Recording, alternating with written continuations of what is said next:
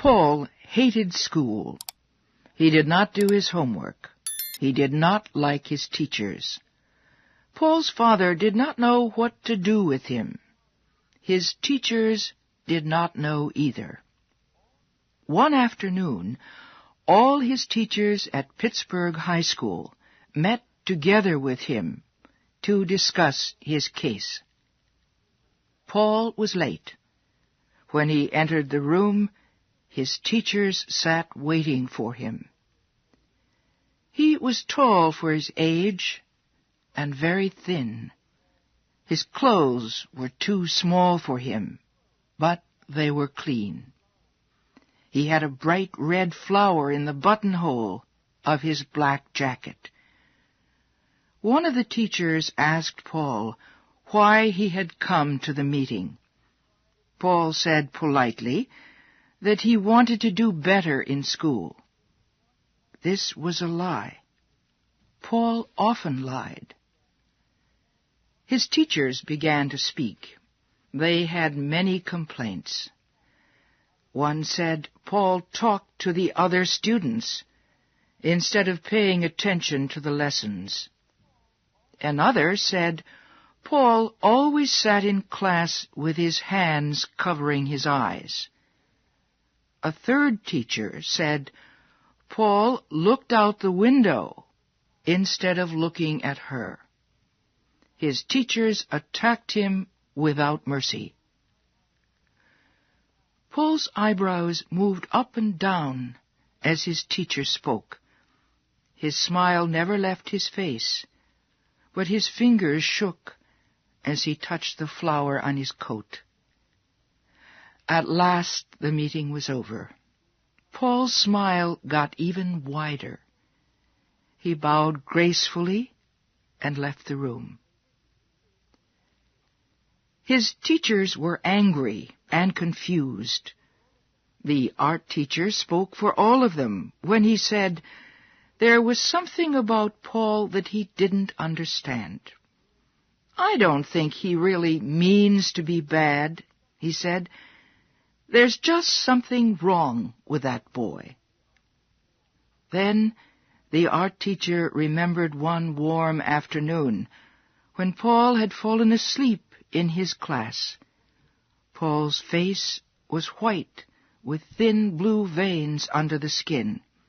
The boy's face looked tired and lined, like an old man's. His eyebrows moved up and down, even in his sleep. After he left the meeting, Paul ran down the hill from the school, whistling. He was late for his job at the concert hall. Paul was an usher there. He showed people to their seats. He carried messages for them. He brought them their programs with a polite bow. Everyone thought he was a charming boy and the best usher at the hall. When Paul reached the concert hall that evening, he went immediately to the dressing room. About 6 boys were already there. Paul began changing his clothes with excited hands. He loved his green uniform with the gold pockets and design. Paul rushed into the concert hall as soon as he had changed clothes. He ran up and down the hall, helping people. He became more and more excited. His face became pink, and his eyes seemed larger and very bright. He looked almost handsome. At last, everyone was seated. The orchestra began to play, and Paul sat down with a sigh of relief. The music seemed to free something in Paul's spirit. Then a woman came out and began to sing. She had a rich, strong soprano voice. Paul felt truly happy for the first time that day. At the end of the concert, Paul went back to the dressing room. After he had changed his clothes again, he went outside the concert hall. He decided to wait for the singer to come out. While he waited, he looked across the street to the large hotel called the Schenley. All the important people stayed at the Schenley when they visited Pittsburgh. Paul had never been inside it, but he used to stand near the hotel's wide glass doors. He liked to watch the people enter and leave. He believed if he could only enter this kind of a hotel, he would be able to leave school, his teachers, and his ordinary gray life behind him forever. At last, the singer came out of the concert hall. Paul followed her as she walked to the hotel. He was part of a large crowd of admirers who had waited to see her. When they all reached the hotel, she turned and waved. Then the doors opened, and she disappeared inside. Paul stared into the hotel as the doors slowly closed. He could feel the warm, sweet air inside, and for a moment he felt part of a golden world of sparkling lights and marble floors. He thought about the mysterious dishes of food being served in the hotel's dining room. He thought about green bottles of wine growing cold in silver buckets of ice. He turned away from the hotel and walked home. He thought of his room, with its horrible yellow wallpaper, the old bed with its ugly red cover. He shook his head. Soon he was walking down the street where he lived. All the houses on Cordelia Street were exactly alike. Middle-class businessmen had bought them for their families. All their children went to school and to church. They loved arithmetic. As Paul walked toward his house, he felt as if he were drowning in ugliness. He longed for cool colors and soft lights and fresh flowers. He didn't want to see his ugly bedroom or the cold bathroom with its cracked mirror and gray floor. Paul went around to the back of his father's house. He found an open window and climbed into the kitchen. Then he went downstairs to the basement. He was afraid of rats, but he did not want to face his own bedroom. Paul couldn't sleep. He sat on the floor and stared into the darkness until morning came. The following Sunday, Paul had to go to church with his family. Afterwards, everyone came home and ate a big dinner. Then all the people who lived on Cordelia Street came outside to visit each other. After supper, Paul asked his father if he could visit a friend to get some help with his arithmetic. Paul left the house with his school books under his arm, but he didn't go to his friend's house. Instead, he went to see Charlie Edwards. Charlie was a young actor. Paul liked to spend as much time as he could at the theater, where Charlie Edwards and his group acted in their plays. It was only at the theater and the concert hall that Paul felt really alive. The moment he smelled the air of these places, he felt like a prisoner suddenly set free. As soon as he heard the concert hall orchestra play, he forgot all the ugly, unpleasant events in his own life. Paul had discovered that any kind of music awakened his imagination. Paul didn't want to become a musician, however. He didn't want to become an actor either. He only wanted to be near people who were actors and musicians. He wanted to see the kind of life these artists led. Paul found the schoolroom even worse after a night at the theater or the concert hall.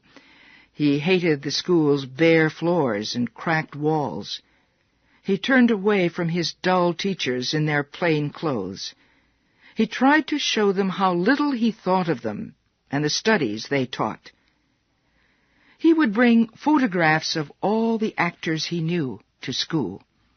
He would tell the other students that he spent his evenings with these people at elegant restaurants.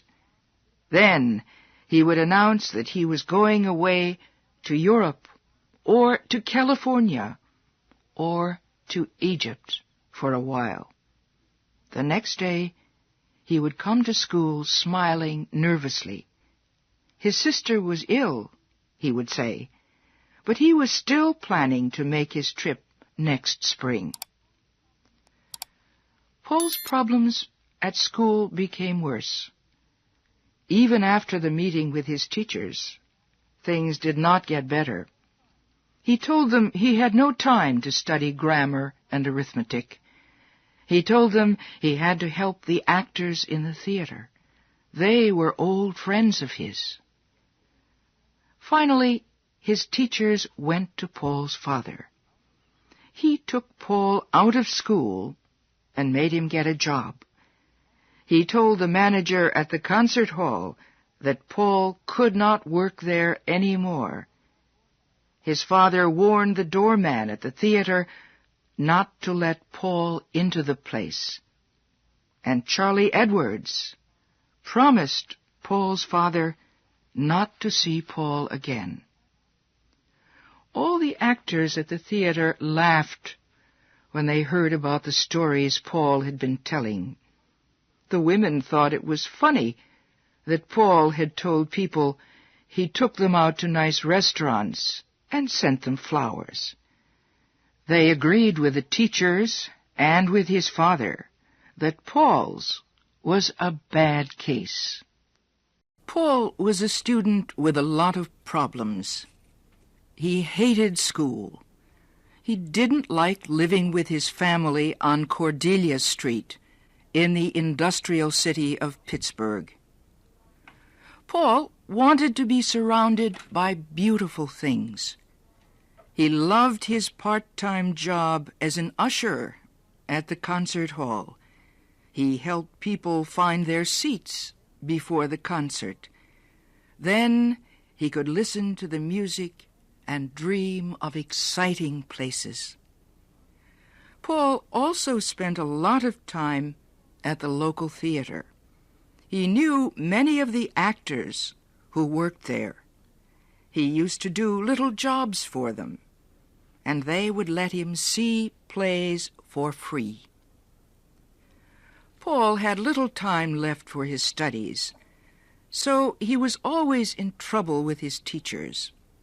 Finally, Paul's teachers complained again to his father. His father took him out of school and made him take a job in a large company. He would not let Paul go near the concert hall or the theater. Paul did not like his job as a messenger boy. He began to plan his escape. A few weeks later, Paul's boss, Mr. Denny, gave Paul a large amount of money to take to the bank. He told Paul to hurry because it was Friday afternoon. He said the bank would close soon and would not open again until Monday. At the bank, Paul took the money out of his pocket. It was $5,000. Paul put the money back in his coat pocket, and he walked out of the bank. He went to the train station and bought a one-way ticket for New York City. That afternoon, Paul left Pittsburgh forever. The train traveled slowly through a January snowstorm. The slow movement made Paul fall asleep. The train whistle blew just as the sun was coming up. Paul awoke, feeling dirty and uncomfortable. He quickly touched his coat pocket. The money was still there. It was not a dream. He really was on his way to New York City with $5,000 in his pocket.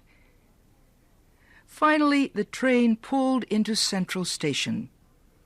Paul walked quickly out of the station and went immediately to an expensive clothing store for men. The salesman was very polite when he saw Paul's money. Paul bought 2 suits, several white silk shirts, some silk ties of different colors. Then he bought a black tuxedo suit for the theater, a warm winter coat, a red bathrobe, and the finest silk underclothes. He told the salesman he wanted to wear one of the new suits and the coat immediately. The salesman bowed and smiled. Paul then took a taxi to another shop, where he bought several pairs of leather shoes and boots. Next, he went to the famous jewelry store, Tiffany's, and bought a tie pin and some brushes with silver handles. His last stop was a luggage store, where he had all his new clothes put into several expensive suitcases. It was a little before 1 o'clock in the afternoon when Paul arrived at the Waldorf Astoria Hotel. The doorman opened the hotel's glass doors for Paul, and the boy entered. The thick carpet under his feet had the colors of 1,000 jewels. The lights sparkled from crystal chandeliers. Paul told the hotel clerk he was from Washington, D.C. He said his mother and father were arriving in a few days from Europe. He explained he was going to wait for them at the hotel. In his dreams, Paul had planned this trip to New York 100 times. He knew all about the Waldorf Astoria, one of New York's most expensive hotels. As soon as he entered his rooms, he saw that everything was perfect, except for one thing. He rang the bell and asked for fresh flowers to be sent quickly to his rooms. When the flowers came, Paul put them in water, and then he took a long, hot bath. He came out of the bathroom wearing the red silk bathrobe. Outside his windows, the snow was falling so fast that he could not see across the street. But inside, the air was warm and sweet. He lay down on the sofa in his sitting room. It had all been so very simple, he thought. When they had shut him out of the theater and the concert hall, Paul knew he had to leave. But he was surprised that he had not been afraid to go. He could not remember a time when he had not been afraid of something, even when he was a little boy. But now he felt free. He wasn't afraid any more. He watched the snow until he fell asleep.